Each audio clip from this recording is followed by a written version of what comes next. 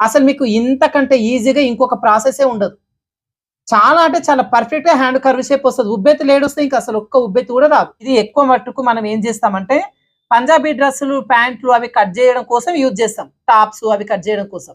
Hand పీస్‌కి మనం ఎప్పుడు కూడా హాఫ్ ఇంచ్ తీయం. ముప్పావు ఇంచ్ తీస్తాం. బాడీ పార్ట్‌కి మాత్రం హాఫ్ ఇంచ్ తీస్తాం గుర్తుపెట్టుకోండి. ఇప్పుడు ఈ ముక్కను చూస్తే మీకు అర్థమవుతుంది ఏ విధంగా వచ్చింది సూదిలాగా ఇటు ఇటు. ఈ విధంగా రావాలంటే ఈ ముక్కను తీసిన తర్వాత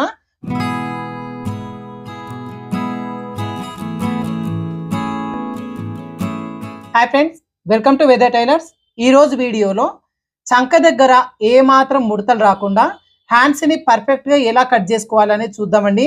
చాలా మందికి ఏంటంటే బాడీ పార్ట్ వరకు అయితే బాగానే వస్తుంది, బట్ హ్యాండ్స్ లో మిస్టేక్ అనేది పోతుంది. చంక దగ్గర ముడతలు వస్తున్నాయి. సో హ్యాండ్స్ కి వెనకాల భాగంలో ముడతలు రాకుండా, ముందు భాగంలో ముడతలు రాకుండా ఎలా కట్ చేసుకోవాలి అనేది చూపిస్తాను. అయితే హ్యాండ్స్ వచ్చి 2-3 విధాలుగా మనం కట్ చేసుకోవచ్చండి. బెస్ట్ ప్రాసెస్ లో మీకు చూపిస్తాను ఇప్పుడు.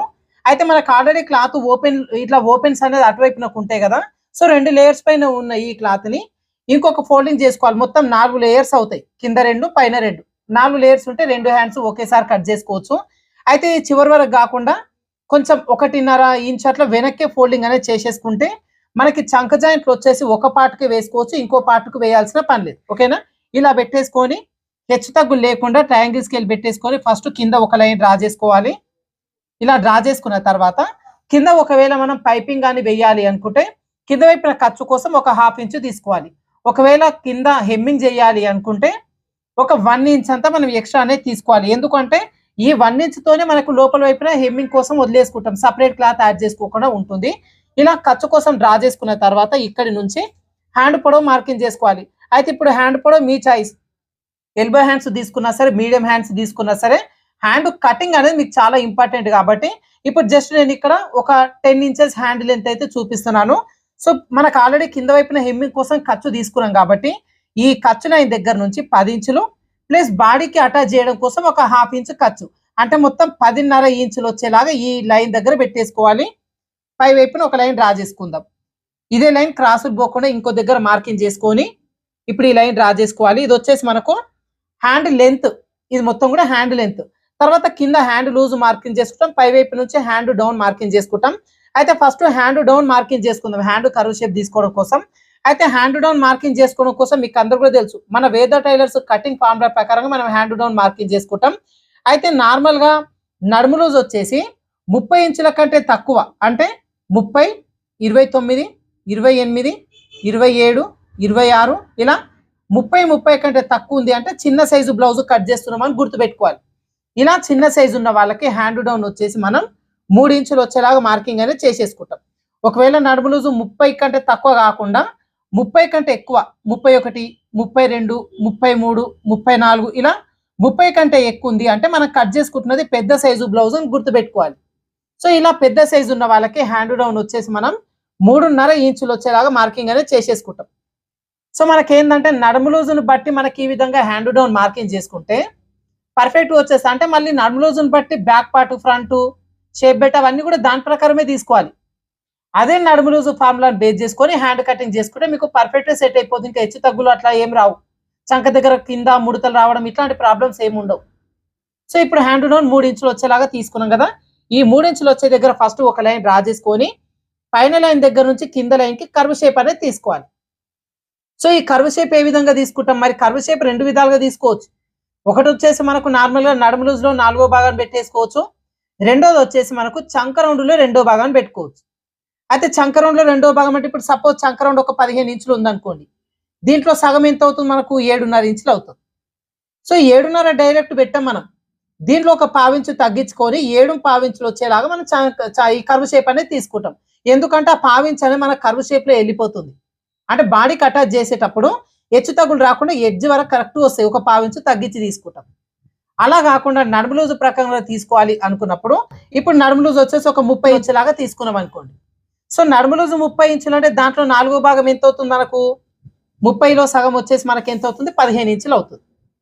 ఓకేనా? ఇప్పుడు ఈ 15 ఇంచుల వరకు టేప్ ని ఇంకొకసారి ఫోల్డింగ్ చేసుకోవాలి. కరెక్ట్ మనకి 30లో 4వ భాగం 7.5.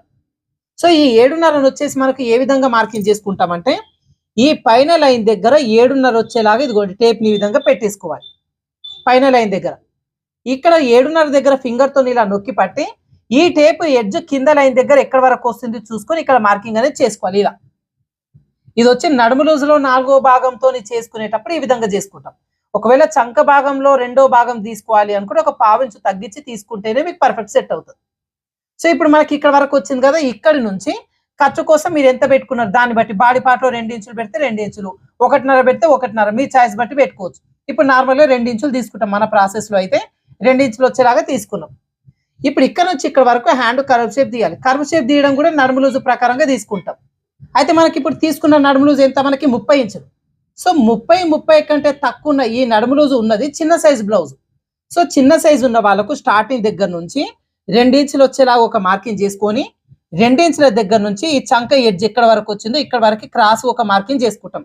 ఒకవేళ నడుము లూజు 30 కంటే ఎక్కువ ఉంది అనుకోండి, అప్పుడు మనం ఈ స్టార్టింగ్ దగ్గర నుంచి 2.5 ఇంచులు వచ్చేలాగా మార్కింగ్ చేసుకుంటాం. పెద్ద సైజ్ అయితే, చిన్న సైజ్ అయితే జస్ట్ 2 ఇంచులు వచ్చేలాగా మార్కింగ్ చేసుకోవాలి. ఇప్పుడు మనకి ఇక్కడ కార్నర్ షేప్ వచ్చింది కదా, కార్నర్ షేప్ ని కర్వ్ షేప్ వచ్చేలాగా తీసేసుకుంటే సరిపోతుంది. ఇది చాలా ఈజీ ట్రిక్, చాలా సార్లు చెప్పిన నేను. కానీ చాలా మందికి ఏంటంటే హ్యాండ్ కటింగ్ లో ఇక్కడ ఉబ్బెత్తు వచ్చేస్తుంది భుజం దగ్గర అని చెప్తున్నారు. అయితే మీకు ఏ మిస్టేక్ పోతుంది అంటే, నార్మల్ గా ఒక 1 ఇంచ్ వచ్చేలాగా మార్కింగ్ చేసి ఇక్కడ నుంచి కర్వ్ షేప్ తీయాలి. ఆ తీసే క్రమంలో పై నుంచి తీయడం కానీ కింది నుంచి తీయడం కానీ చేస్తే ఆ ప్రాబ్లమ్స్ అనేవి వస్తాయి. సో అట్లా కాకుండా ఇలా 2 ఇంచులు వచ్చేలాగా మార్కింగ్ చేసుకొని ఇలా డ్రా చేసుకొని తీసుకోండి. మీకు అసలు ఉబ్బెత్తులు అనేవి పర్ఫెక్ట్ అసలు ఏ మాత్రం రావు. సో ఇప్పుడు ఒక 1 ఇంచ్ వచ్చేలాగా మార్కింగ్ చేసుకోండి. ఇప్పుడు స్కేల్ తీసుకోండి, కర్వ్ స్కేల్. కింద లైన్ అంటే ఈ పైన లైన్, ఈ క్రాస్ లైన్ 2 కూడా టచ్ అయ్యేలాగా పెట్టేసుకొని రౌండ్ షేప్ చేయండి. అసలు మీకు ఇంతకంటే ఈజీగా ఇంకొక ప్రాసెసే ఉండదు. చాలా అంటే చాలా పర్ఫెక్ట్ గా హ్యాండ్ కర్వ్ షేప్ వస్తుంది. ఉబ్బెత్తులు ఏడొస్తే ఇంకా అసలు ఒక్క ఉబ్బెత్తు కూడా రాదు. అయితే ఇలా కట్ చేసిన తర్వాత వెనకాల ఇక్కడ ముడతలు వస్తున్నాయి అని చెప్తున్నారు. అయితే నేను చాలాసార్లు ప్రతిసారి చెప్తాను కూడా మీకు, హ్యాండ్ కటింగ్ లో వెనకాల ఇక్కడ ముడత వస్తే ముడత రాకుండా చిన్న తీసుకోవాలి, ప్రావించు కట్ చేయాలి అని చెప్పి. సో చాలా వరకు ఏంటంటే స్కిప్ చేస్తారు కదా వీడియో, అక్కడ మిస్ అయిపోతారు మీరు. ఎక్కడ అంటే కరెక్ట్ గా కింద ఒక పావించు తీసుకొని కర్వ్ షేప్ ఏదైతే ఉందో ఇదే కర్వ్ షేప్ కంటిన్యూగా చేసుకుంటూ ఒక పావించు తగ్గించి ఇదిగోండి ఈ విధంగా కలిపేసుకోవాలి. ఇది ప్రతిసారి చెప్తాను నేను. ఈ పావించు ఎందుకు తీసుకుంటామంటే వెనకాల నుంచి ముడత ఉబ్బెత్తు రాకుండా ఉంటుంది. ఇది వచ్చి మనకు హ్యాండ్ కర్వ్ షేప్ తీసే విధానం. ఏ విధంగా పైన తీసుకోవాలి, ఎంత దూరం తీసుకోవాలి అంటే నడుము లూజులో 4వ భాగం అయితే ఎట్లా, చంక రౌండ్లో 2వ భాగం అయితే ఎట్లా, ఈ ప్రకారంగా పెట్టేసుకుంటాం. తర్వాత కింద వైపున హ్యాండ్ లూజ్ మీకు నార్మల్ గా ఎంత ఉందో అంతే పెట్టేసుకోండి. ఇప్పుడు ఇక్కడ వీళ్ళకు 11 ఇంచులు, దీంట్లో సగం 5.5. తర్వాత ఖర్చు కోసం పైన ఎంత పెట్టినామో అదే ఖర్చు 2 ఇంచులు వచ్చేలాగా తీసేసుకుంటాం. ఇలా తీసేసుకొని ఇప్పుడు ఈ మోచేతి వరకు హ్యాండ్స్ తీసుకున్నప్పుడు ఈ లైన్ వచ్చేసి స్ట్రేట్ గా మార్కింగ్ చేయకుండా ఇలా ఆర్మ్ కర్వ్ స్కేల్ అని చెప్పి మీకు దొరుకుతుంది మార్కెట్ లో. ఇది ఎక్కువ మట్టుకు మనం ఏం చేస్తామంటే పంజాబీ డ్రెస్సులు, ప్యాంట్లు అవి కట్ చేయడం కోసం యూజ్ చేస్తాం, టాప్స్ అవి కట్ చేయడం కోసం. బట్ ఈ స్కేల్ వచ్చి ఎల్బో హ్యాండ్స్ కట్ చేసుకునేటప్పుడు చాలా బాగా యూజ్ అవుతుంది. ఇప్పుడు ఈ పైన లైన్ కింద లైన్ 2 కూడా టచ్ అయ్యేలాగా స్కేల్ని ఇలా పెట్టేసుకోవాలి. ఇలా పెట్టేసుకొని ఇప్పుడు ఇదిగోండి ఈ విధంగా రౌండ్ షేప్ చేసుకుంటే మీకు ఇది పర్ఫెక్ట్ వస్తుంది. మధ్యలో లూజ్ అనేది లేకుండా నీట్గా వస్తుంది అనమాట. ఇదిగోండి ఇప్పుడు 2 ఇంచుల ఖర్చు ఉంది కదా, ఇది కూడా ఇలా మీకు స్ట్రేట్ గా కాకుండా కొంచెం లోపలికి ఒత్తినట్టుగా రౌండ్ షేప్ అనేది తీసుకోవాలి. తర్వాత వచ్చేసి మనకి ఇక్కడ హెమ్మింగ్ చేస్తున్నాం కాబట్టి ఒక పావించి అటువైపున సైడ్కి ఇలా. ఇప్పుడు ఇలా మార్కింగ్ అనేది చేసుకుందాం. ఇప్పుడు మార్కింగ్ చేసుకున్న ప్రకారంగా కట్ చేసుకుందాం. అయితే ఫ్రంట్ పార్ట్ లో కూడా ముడతలు వస్తున్నాయి అని చెప్పి కూడా అడుగుతున్నారండి. అయితే ఫ్రంట్ పార్ట్ లో ముడతలు వచ్చి మీరు లోతు తీసే విధానం దగ్గర చేసే మిస్టేక్ వల్ల ఆ ముడతలు అనేవి వస్తాయి. అది కూడా ఎందుకనేది నేను ఇప్పుడు ఫ్రంట్ లోతు తీసేటప్పుడు చూపిస్తాను మీకు. అయితే ఏంటంటే ఫస్ట్ ఆఫ్ ఆల్ నేను ప్రతిసారి చెప్తాను, మీరు ఏంటంటే వీడియోని స్కిప్ చేయకండి అని చెప్పి. అయితే హ్యాండ్ అప్పుడు ఇక్కడ ఈ పావించు డౌన్ చేయడం మీరు చాలా మంది స్కిప్ చేసారు, నాకు అర్థమైపోయింది. సో అలా స్కిప్ చేయడం వల్లనే ఈ మిస్టేక్స్ అనేవి వస్తాయి. ఎందుకంటే ఈ చిన్న క్లిప్ మీరు చూడలేరు వీడియోలో, ఇది తీయకుండా తీసిరు కాబట్టి వెనకాల అక్కడ ముడత అనేది వస్తుంది అనమాట, ఉబ్బెత్తలాగా వస్తుంది. ప్రతి ఒక్కరి కోసం ఇది చూడండి, చాలా మందికి అలా రాకుండా ఉండడం కోసమే ఆ చిన్న పావించు కట్ చేస్తాం. ఇప్పుడు మనకు కటింగ్ అయిపోయింది. పై వైపున చిన్న ఘాటు పెట్టుకుందాం. ఖర్చు ఎక్కడ ఉందో ఖర్చు దగ్గర కూడా చిన్న ఘాటు పెట్టేసుకుందాం. ఇలా ఘాటు పెట్టుకున్న తర్వాత ఫ్రంట్ పార్ట్ లోతు తీయడం కోసం ఇలా ఫోల్డింగ్ లో పెట్టకుండా క్లాత్ ని ఓపెన్ చేసుకొని లోతు తీసుకోవాలి. సో దీనికోసం మనకు ఆల్రెడీ ఇక్కడ చిన్న జాయింట్ పడుతుంది చంక ముక్క. సో ఇటువైపున లోతు తీయకుండా మనకి ఇక్కడ ఏదైతే పర్ఫెక్ట్ గా సరిపోయిందో ఇటువైపున లోతు తీయాలి. సో దీనికోసం ఘాటు పెట్టుకున్న దగ్గర నుంచి మధ్యలో నుంచి 1 ఇంచ్ వచ్చేలా ఒక మార్కింగ్ చేసుకోండి లోపల వైపునకి. తర్వాత ఇది వచ్చేసి ఏది మనకు ఖర్చు ఘాటు పెట్టుకున్నాం. ఈ ఖర్చు ఘాటుని 1 ఇంచ్ వరకు వచ్చేలాగా క్లాత్ ని ఇలా ఫోల్డింగ్ చేయండి కరెక్ట్ గా. ఇలా ఫోల్డింగ్ చేస్తే మీకు ఇక్కడ మడత పడుతుంది క్లాత్. ఒకసారి రబ్ చేయండి. ఈ మడత పడ్డ దగ్గర ఒక లైన్ డ్రా చేయండి. ఇక్కడ మనం లోతు అనేది తీస్తాం. అయితే ఈ లోతు కూడా మరీ చిన్న సైజ్ అంటే నడుము లూజు 25 కంటే తక్కువ ఉంది చిన్న అమ్మాయి అయితే 1/2 ఇంచు మాత్రమే ఇక్కడ లోతు అనేది తీస్తాం.